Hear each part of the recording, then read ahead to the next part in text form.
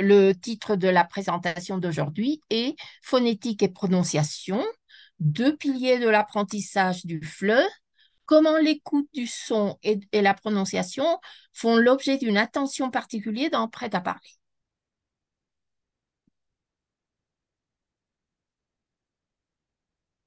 Nous allons aborder 6 thèmes.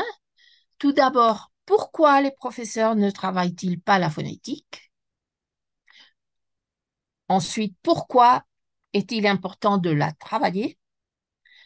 Ensuite, qu'est-ce qu'il faut considérer? Qu'est-ce qu'il est important de savoir ou de tenir compte avant de travailler ou pour travailler la phonétique?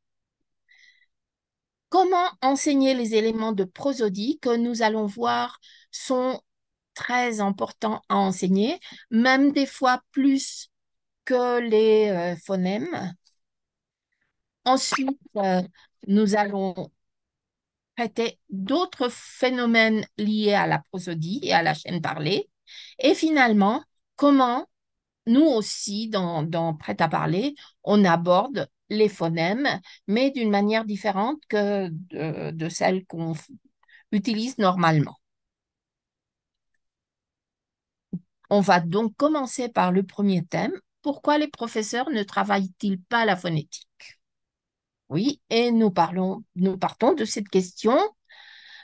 Nous disons tous que la phonétique est très importante, qu'il faut la travailler, qu'il faut que nos étudiants aient une bonne prononciation, mais la vérité, c'est que en général, on ne travaille pas beaucoup la phonétique. Oui, et il y a beaucoup de raisons, toutes valables, mais, et je dois l'avouer, moi aussi, des fois, je ne travaille pas assez la phonétique. Quelles sont ces raisons? Pourquoi on ne travaille pas la phonétique? Si vous voulez un peu parler de vos raisons, Lila me dira. Oui, oui, oui, je vais vous lire dans le chat pour Araceli.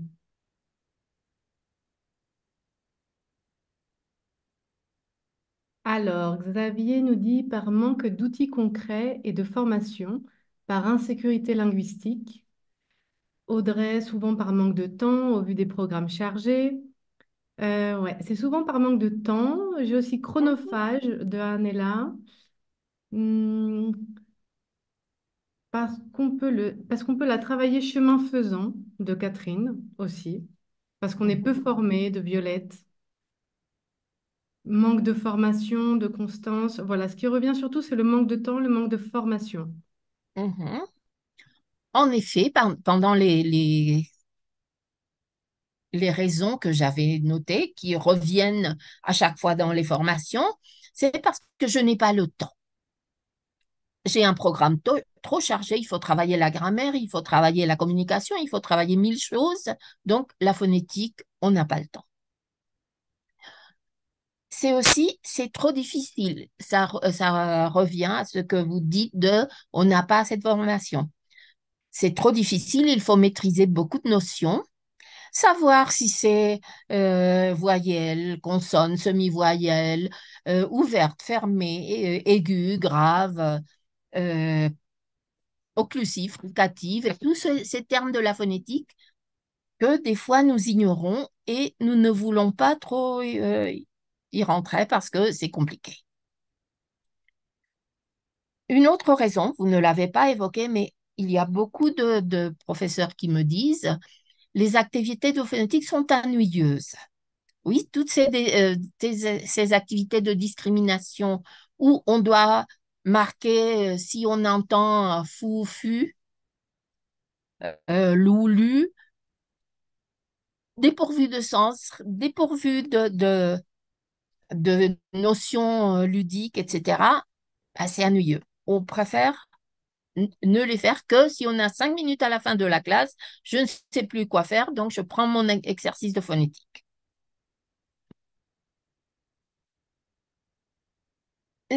Beaucoup de professeurs disent aussi que ça s'apprend tout seul, que la phonétique va rentrer parce que les étudiants écoutent le français, entendent le français, ils écoutent des enregistrements, etc. Donc, peu à peu, ils vont apprendre la prononciation.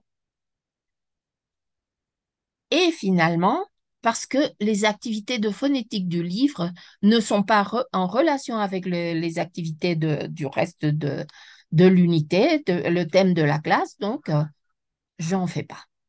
Oui, comme vous voyez, les raisons que vous mentionnez correspondent tout à fait aux raisons que les professeurs de tout le monde nous communiquent.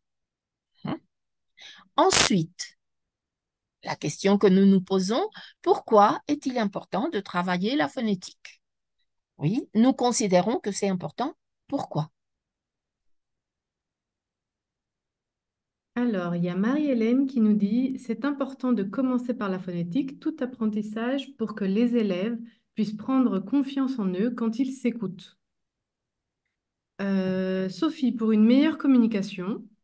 Horatio, pour mieux se faire comprendre. Maria, pour être compris et pour comprendre. Donc là, c'est voilà, vraiment la communication, bien comprendre le message, améliorer l'intelligibilité de Laure, ce commentaire.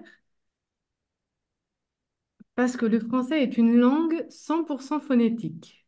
Tu nous diras ce que tu en penses, Araceli. Voilà. Car l'oral prime sur l'écrit de Xavier. La phonétique englobe toutes les autres dimensions de l'apprentissage. Jean-Philippe. Mhm. Améliorer le niveau de grammaire aussi. Johanna. D'accord. Ça, je ne l'avais pas vu. Ouais. Que Non, c'est la intéressant. Ouais. phonétique aide à améliorer la grammaire, mais peut-être oui. Et je vais te dire un dernier commentaire de Claudia, parce que le langage se présente tout d'abord par la voix, par l'oralité. Mhm. Exactement. La prononciation, c'est comme la carte de visite. C'est la première chose que nous montrons des connaissances que nous avons sur une langue. Deuxièmement, l'oral prime. La plupart des communications se font de forme orale. Bon, maintenant, avec les chats et les SMS ou WhatsApp, on fait beaucoup de communications écrites, mais même par le WhatsApp, on envoie des messages oraux. Et ça, c'est moins fréquent. Ça, c'est moi qui l'ajoute. Certains éléments de prononciation ne s'acquièrent pas si ce n'est à travers un enseignement explicite. C'est-à-dire, il faut les travailler en classe, sinon, ça, pour les étudiants, ça rentre d'un côté, ça sort de l'autre.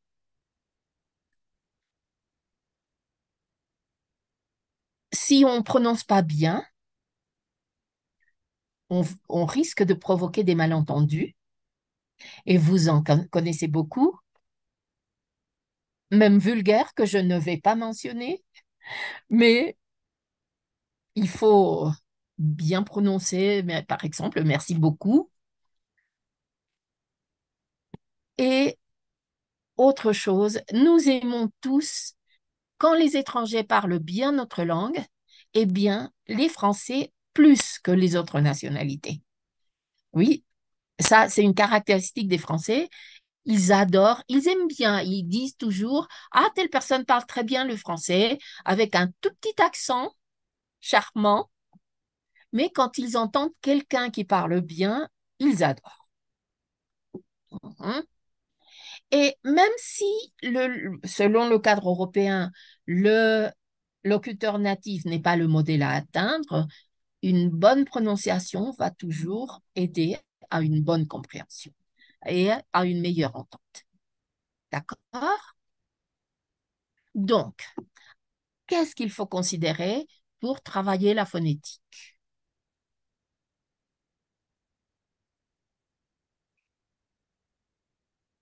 Nous percevons la langue. Attends, Araceli, là, Oui. peut-être qu'il manque l'interaction encore. Attends juste une petite minute que les personnes puissent répondre à ta question. Qu'est-ce qu'il faut considérer selon vous?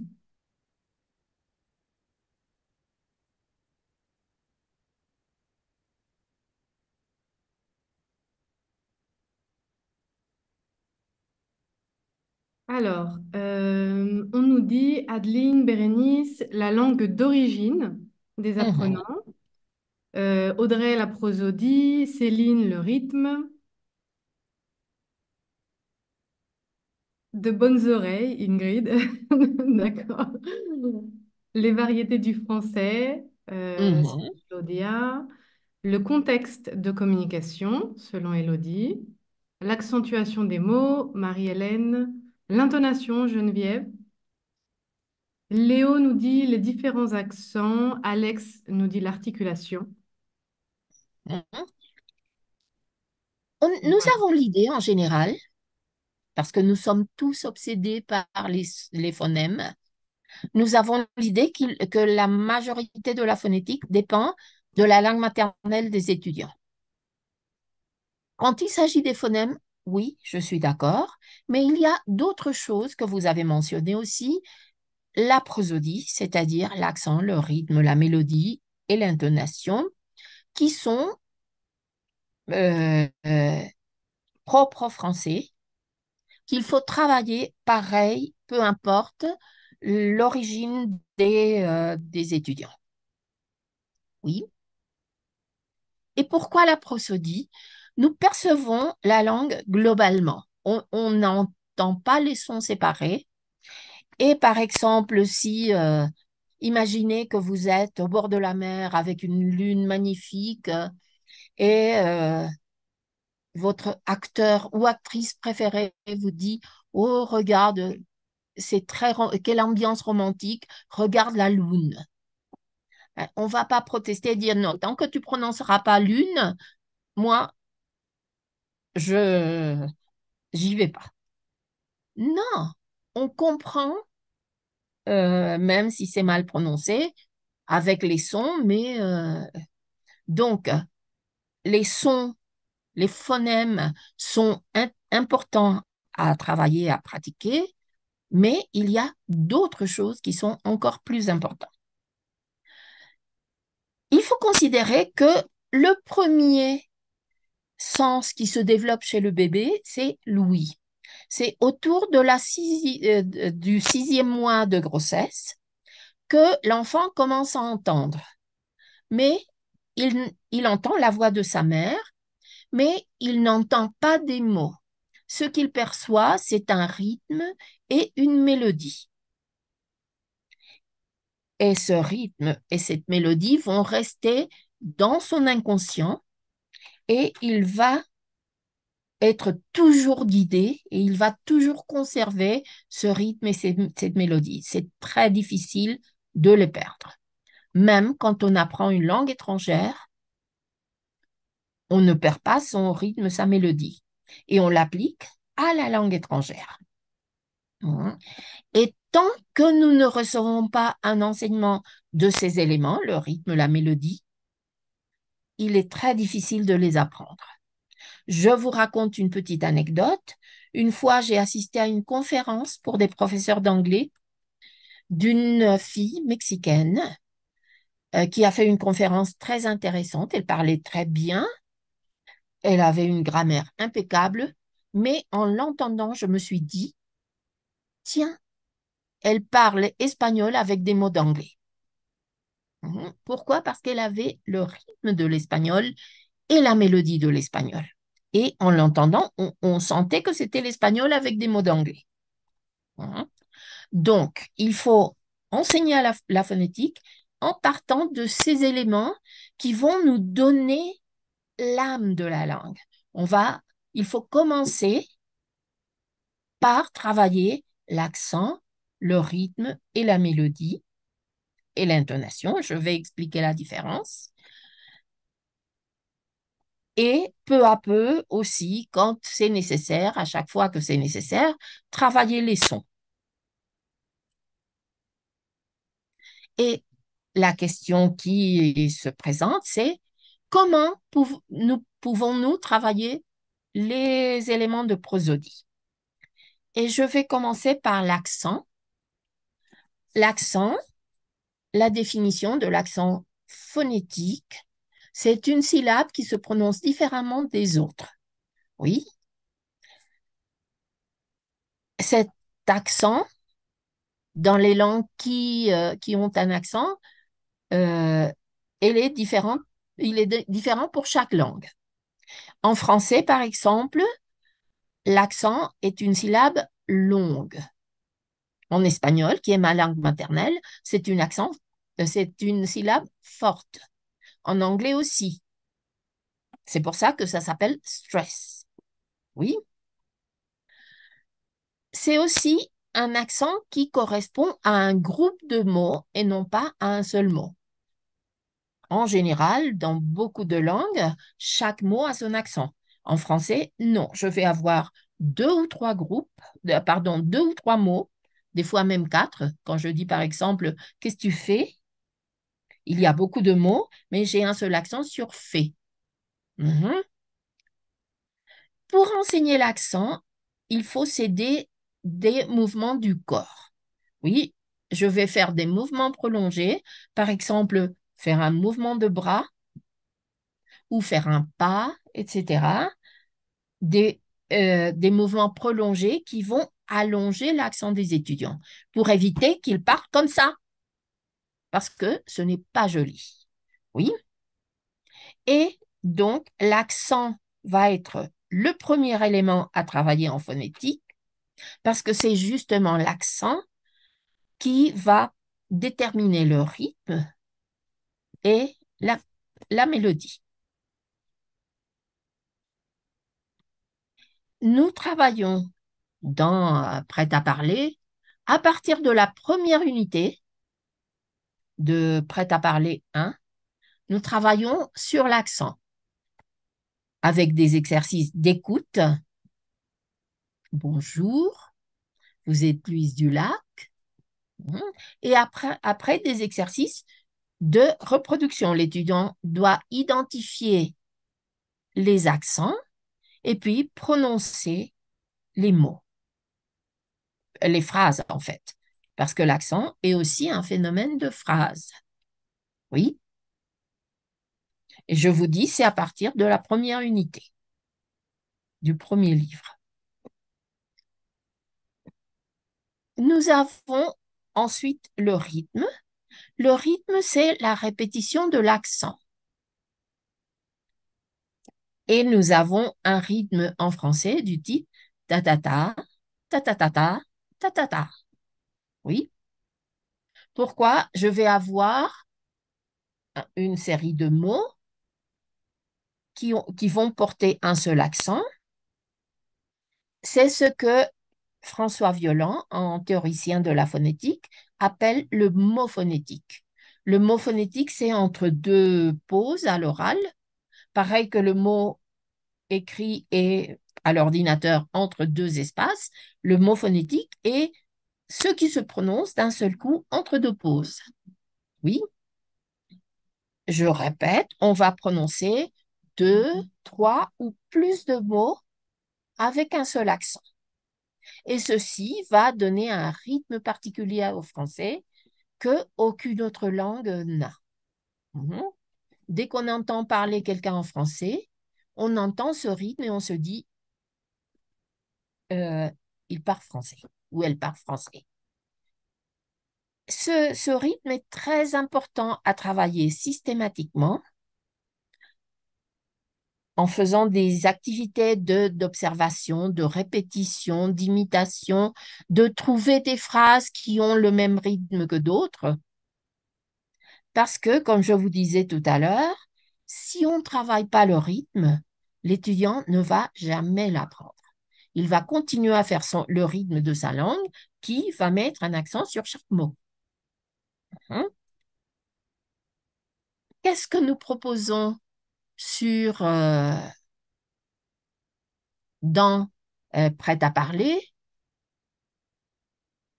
Des exercices d'écoute. On écoute les phrases et on marque les mots phonétiques. J'habite à Madrid. C'est une ville fantastique.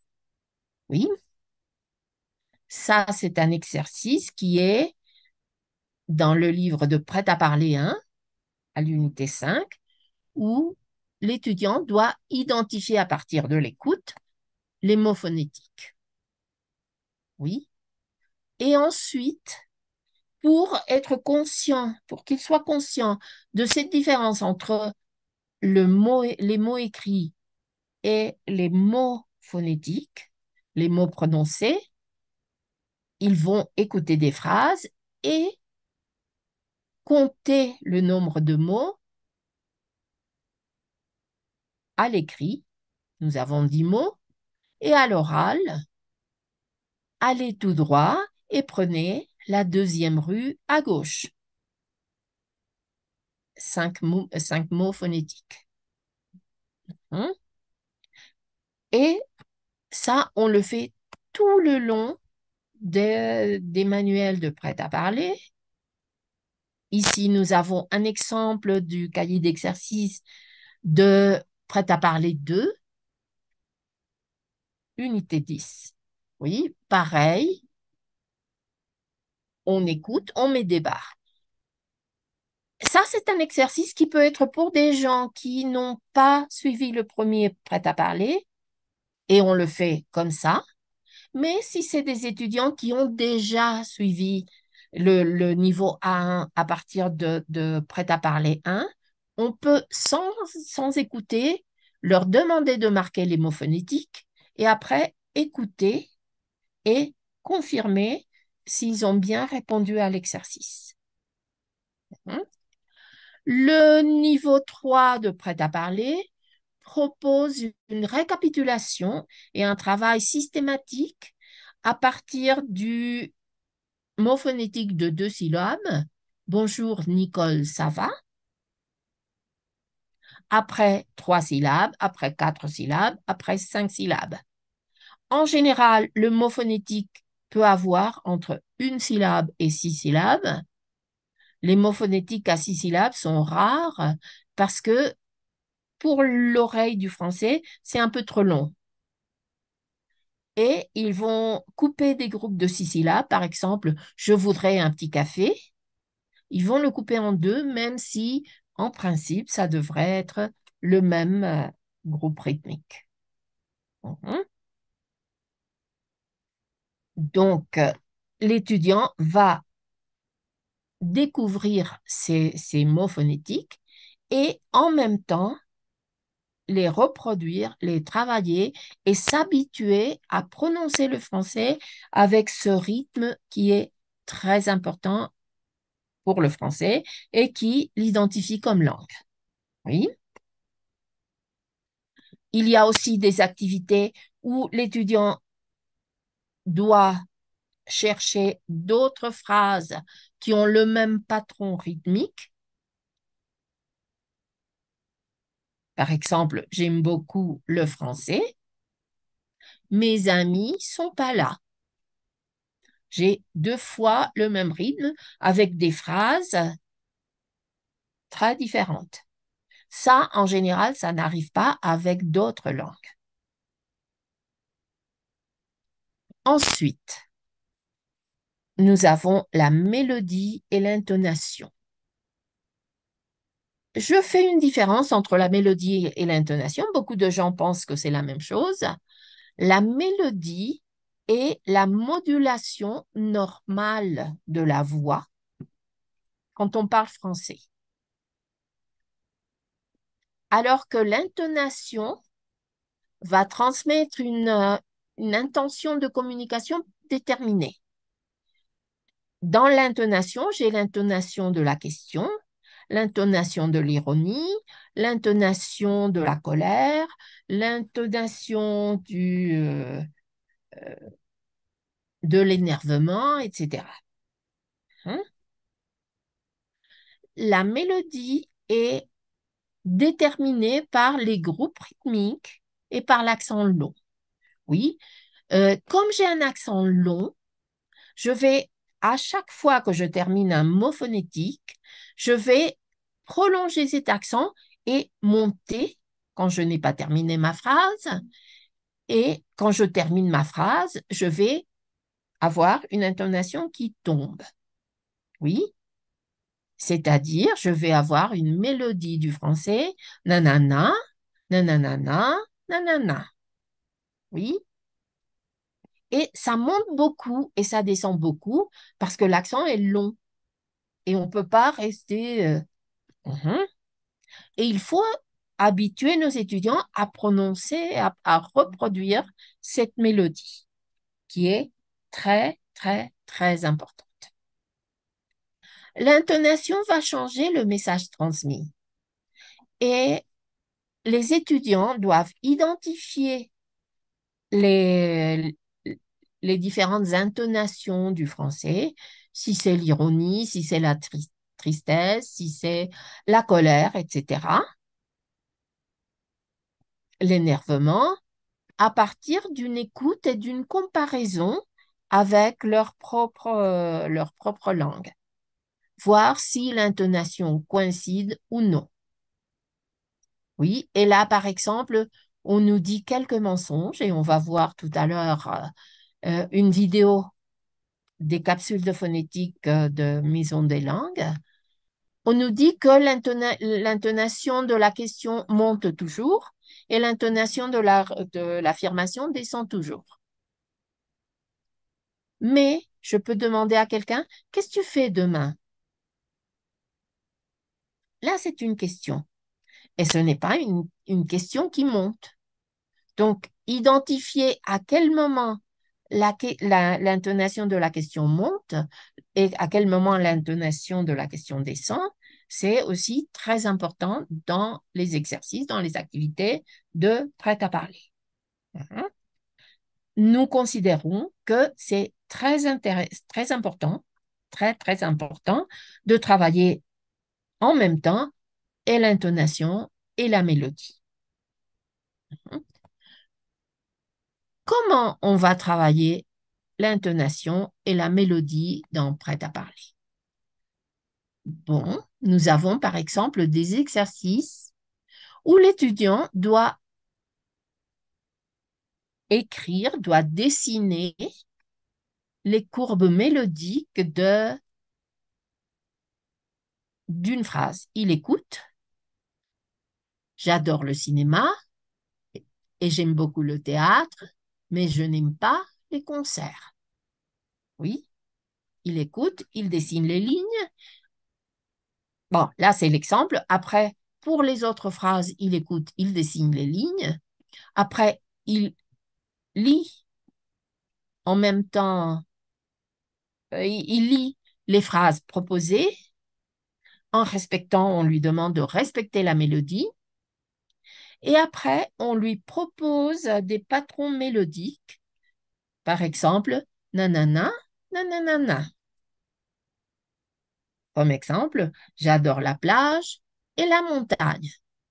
Et il doit chercher après d'autres phrases avec un patron mélodique déjà établi.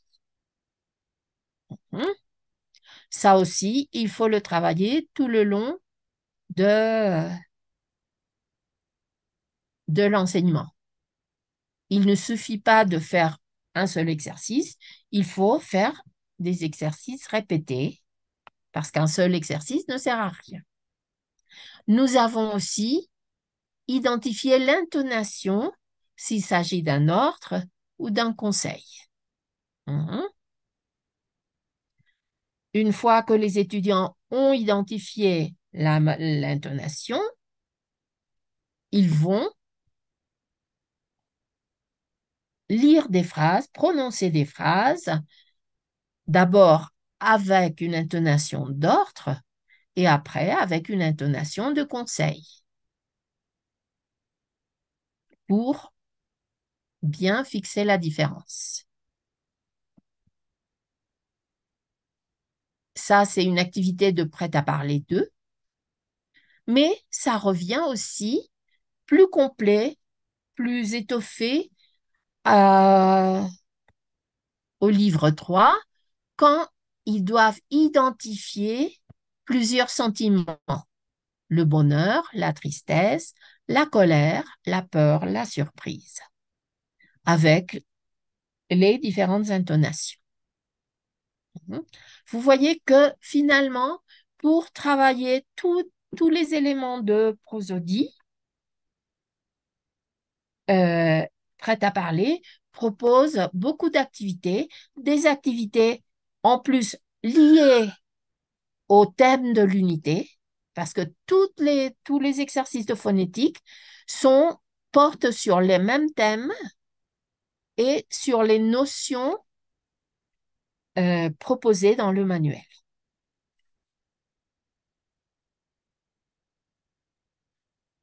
Nous avons aussi, très important, d'autres phénomènes liés à la prosodie qui ne sont, ou le sont très rarement, traités dans les sections de phonétique des autres manuels.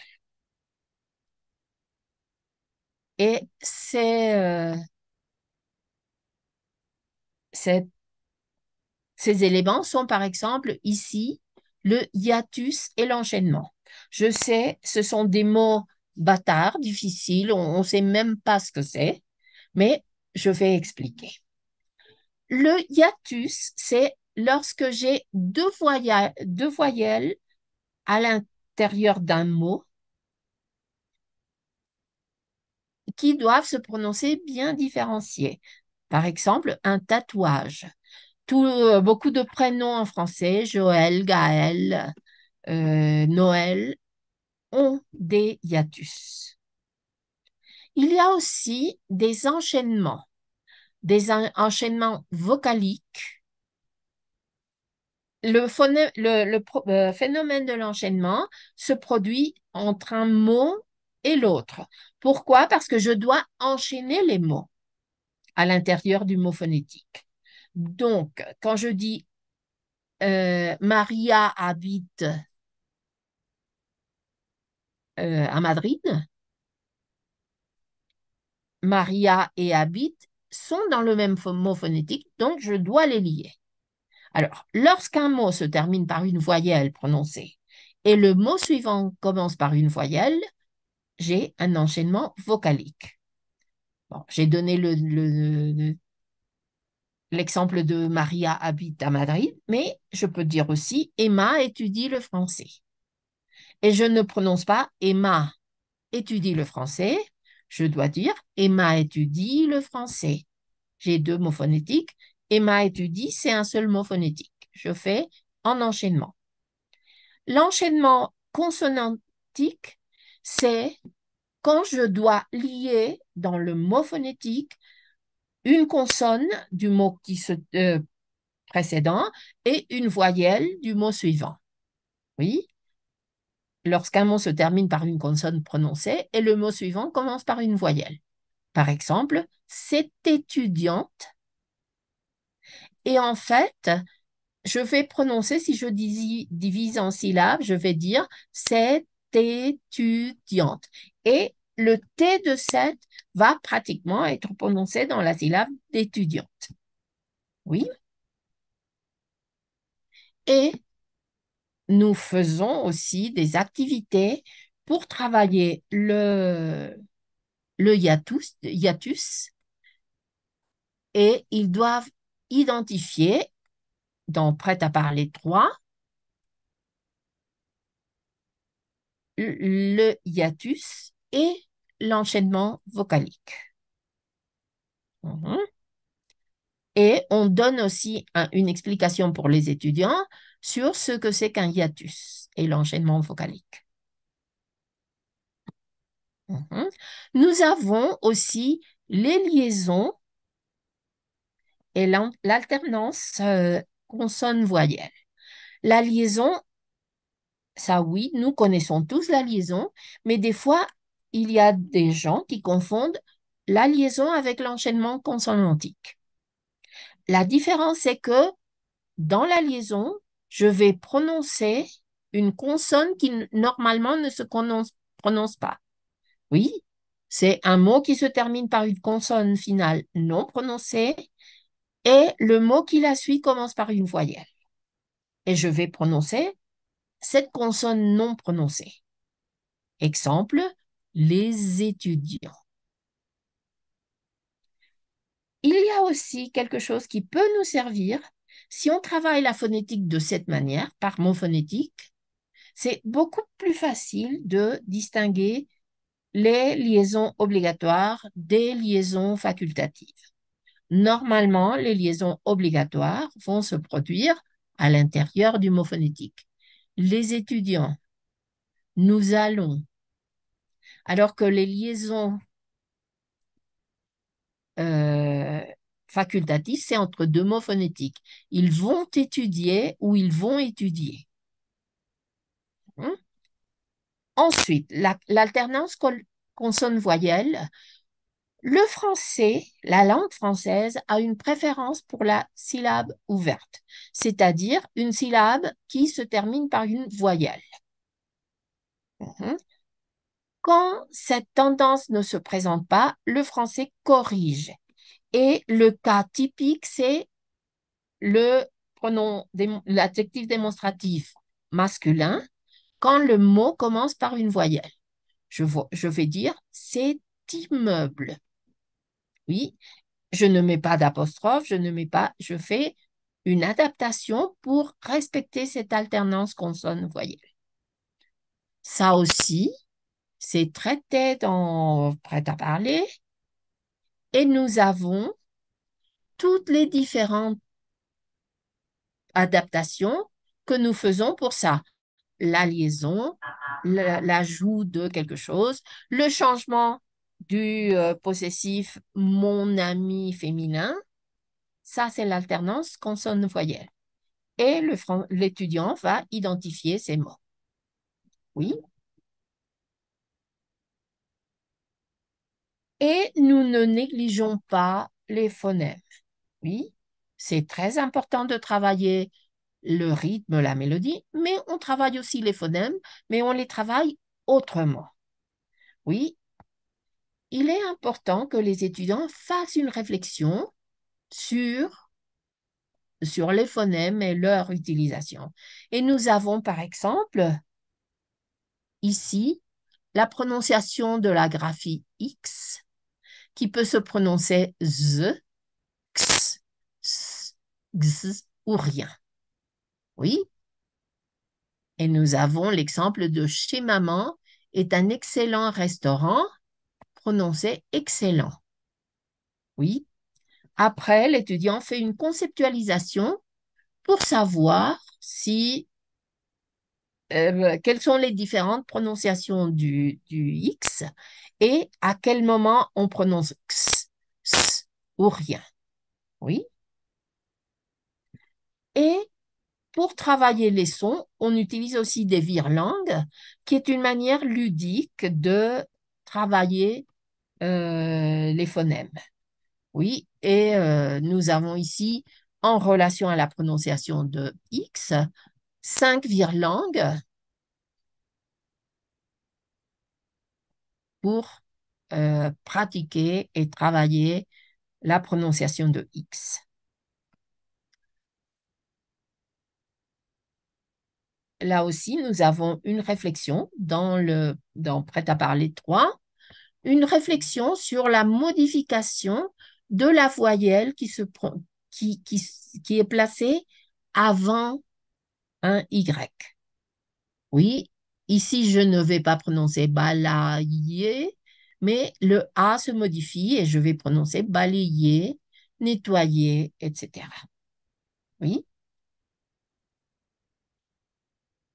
l'étudiant va écouter, va établir une règle et va prononcer les mots.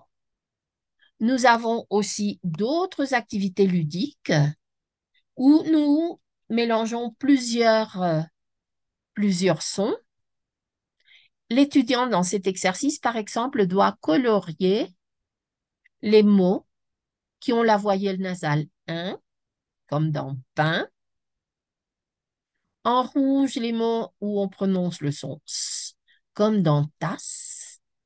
En vert, les mots où on prononce Y, comme voyage, voyez. Et en jaune, si on prononce Z, comme cousin.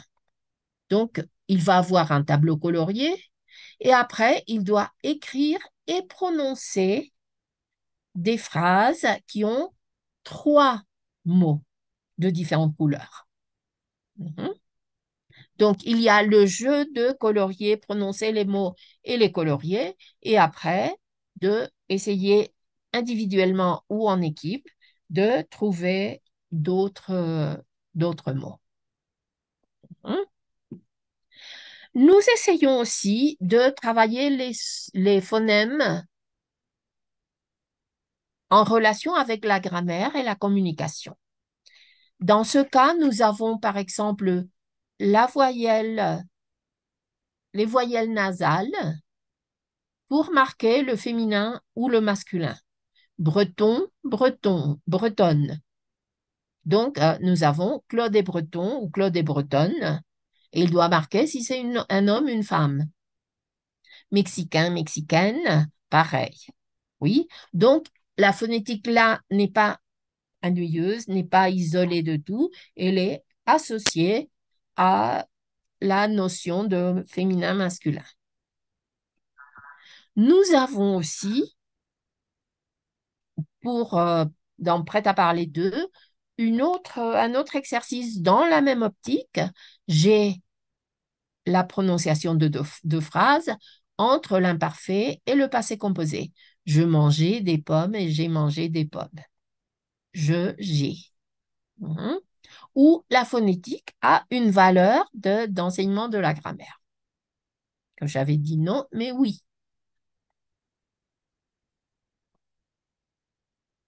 Et je vous recommande aussi, pour, euh, pour compléter les activités de phonétique de vos classes, des éléments qui peuvent vous servir, les capsules de phonétique que vous trouvez dans l'espace virtuel, ça c'est dans défi 1.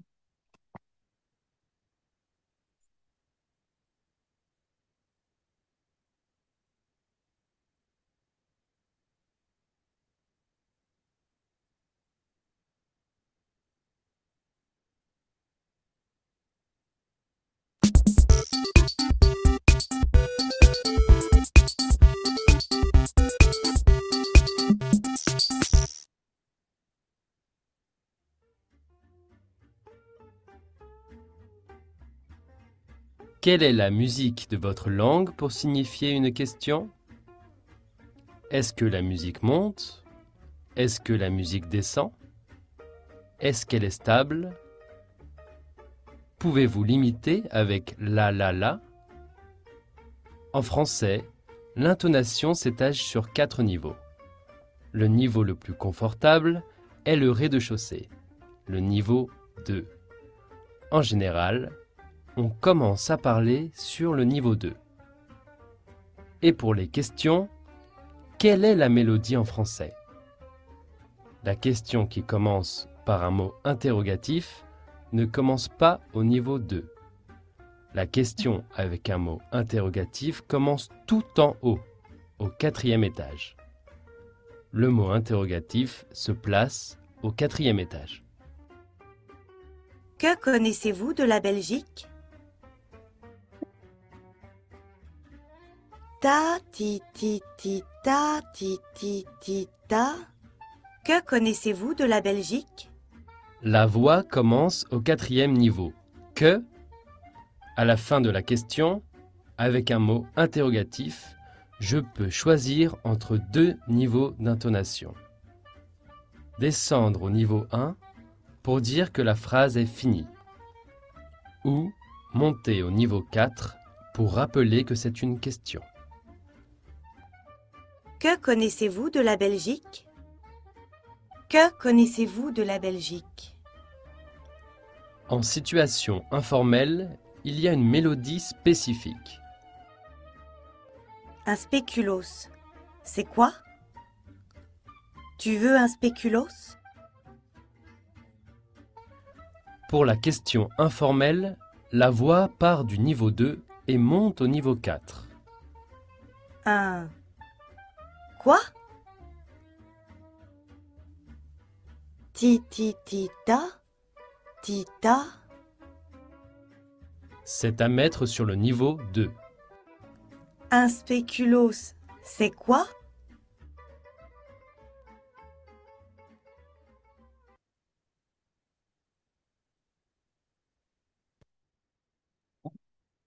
J'espère que ce webinaire, cette présentation vous aura été utile.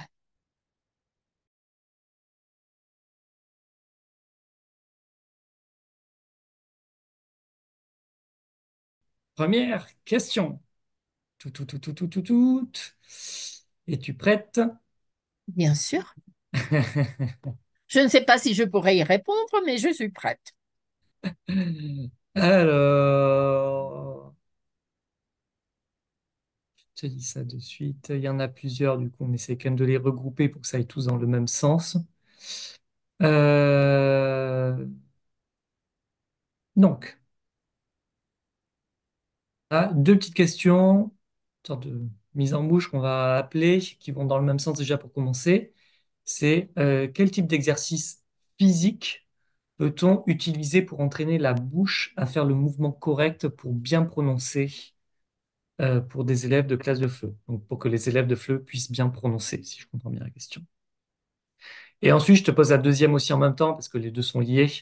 C'est comment expliquer le positionnement de la langue dans la bouche? Une première question de Christina, la deuxième question de Christelle, qui nous pose tout cela. OK. Je vois là de nouveau cette obsession par les sons. En fait, il n'y a pas une position correcte de la bouche. Selon les phonèmes qui sont avant ou après un phonème, la bouche va avoir une différente position. La bouche et la langue. Quand je dis par exemple qui, le cas de qui est presque et palatal, mais palatal très avancé. Alors que quand je dis cou, c'est vélaire. Oui, donc il y a une modification de la position de la langue et de la bouche. Si vous voulez travailler les sons d'une manière plus efficace, je vous recommande euh, surtout des activités de méthode verbotonale euh, qui ne se basent pas sur la position de la bouche, mais sur les caractéristiques acoustiques des sons. Oui, et je vais plutôt faire la différence entre tu et tout, tu qui est un son aigu et tout qui est un son grave. Donc, je vais mettre le phonème à travailler dans un contexte facilitant. Oui, contexte facilitant pour aigu grave, ça serait U dans intonation interrogative informelle. Mhm. Il s'est tu. Et le OU dans un contexte grave, avec une consonne grave qui est le M par exemple, et une intonation descendante qui est grave. C'est mou, oui. Et là, oui, je peux travailler mieux, pas forcément la position de la bouche, mais l'écoute, la perception du son. Ok. On est sur la réception pour le dernier exemple du son. Qu'est-ce que tu penses aussi? Alors, c'est une question qui me vient pour rebondir parce que bah, on est tous entre nous, on est tous des professeurs, des anciens professeurs. Et moi, par exemple, quand j'ai travaillé au Mexique, j'utilisais beaucoup les gestes aussi pour essayer de faire Oui. les bons sons. Par exemple, pour Mhm. tout ce qui est nasal, comme tu disais, j'avais tendance à leur faire on, en, voilà, pour leur guider un peu la position aussi. Mhm. Des Ou lèvres, le oui. i, le i, Oui, des choses comme ça. oui, moi aussi, je fais un, on. Les gestes aussi nous permettent de bien indiquer.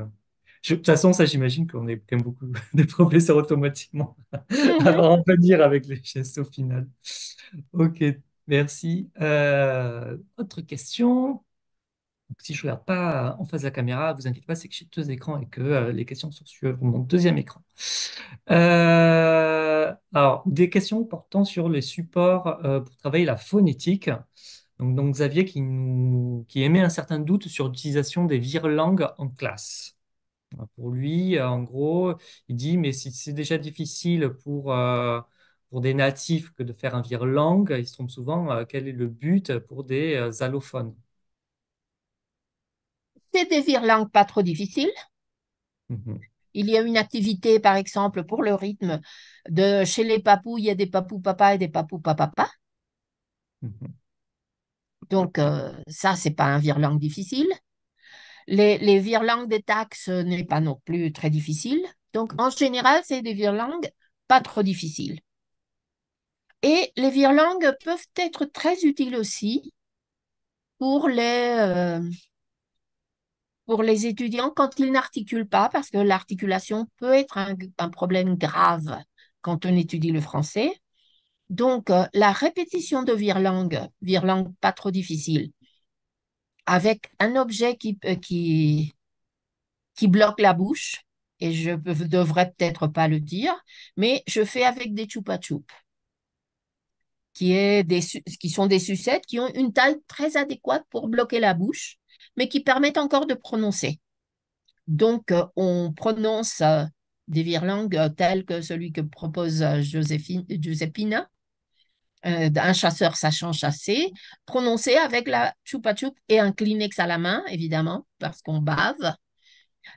Prononcer le virelangue avec le chupa chup en plein milieu de la bouche.